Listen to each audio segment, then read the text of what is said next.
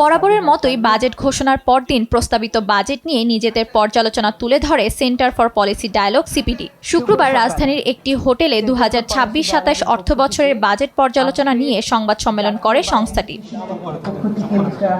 নির্বাহী পরিচালক ফাহমিদা খাতুন বলেন, বিদ্যমান অর্থনৈতিক বাস্তবতায় বাজেটে বহুমাত্রিক অর্থনৈতিক চ্যালেঞ্জ রয়েছে। এ অবস্থায় মূল্যস্ফীতি, জিডিপি প্রবৃদ্ধি ও রাজস্ব আহরণের লক্ষ্যমাত্রা অর্জন কঠিন হবে বলে জানান তিনি।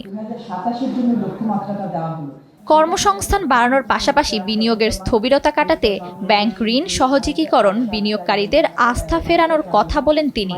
উন্নয়ন ব্যয়টা কমছে অপারেটিং ব্যয়ের চাইতে, কিন্তু এখানে আগামী অর্থ বছরে উন্নয়ন ব্যয়টা বাড়ানোর একটা বেশি প্রচেষ্টা করা হয়েছে এবং এটাকে প্রাক্কলন করা হয়েছে, যেটা অনেকখানি বাড়বে, 47.1% হবে এবং অপারেটিং ব্যয় বাড়বে 6.7%, যেটা কিনা একটা ভালো। আমরা জানি যে অর্থনীতিতে উন্নয়ন ব্যয় বাড়লে সেখান থেকে আসলে কর্মসংস্থানের এবং আয়ের সুযোগ হয়।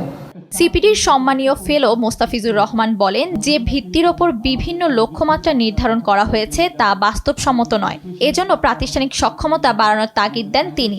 যেটার উপরে ভিত্তি করে প্রবৃদ্ধিটা আসবে সব জায়গায়, সেটা সম্পদ আহরণের কথা বলি, সেটা আমাদের বিনিয়োগের যে প্রবৃদ্ধি সেটার কথা বলি, আমরা ক্রেডিট, যেটা প্রাইভেট সেক্টরের ক্রেডিট আপটেক সেটার কথা বলি, রপ্তানি বলি, আমদানি বলি, সবকিছু যে ভিত্তিটা যেটা করা হয়েছে এবং জিডিপি প্রবৃদ্ধি, আমাদের উপস্থাপনায় কিন্তু উঠে এসেছে যে ভিত্তিটাই কিন্তু ঠিক না। এছাড়া শিক্ষা, স্বাস্থ্য ও সামাজিক নিরাপত্তা খাতসহ বেশ কিছু খাতে বরাদ্দ বাড়ানোর জন্য সাধুবাদ জানান সিপিডি। পাশাপাশি 60টি নিত্যপণ্য সহ বেশ কিছু ক্ষেত্রে কর ছাড় জনগণকে স্বস্তি দেবে বলেও মনে করে এ গবেষণা সংস্থাটি। তানিয়া আক্তার, দেশ টিভি, ঢাকা।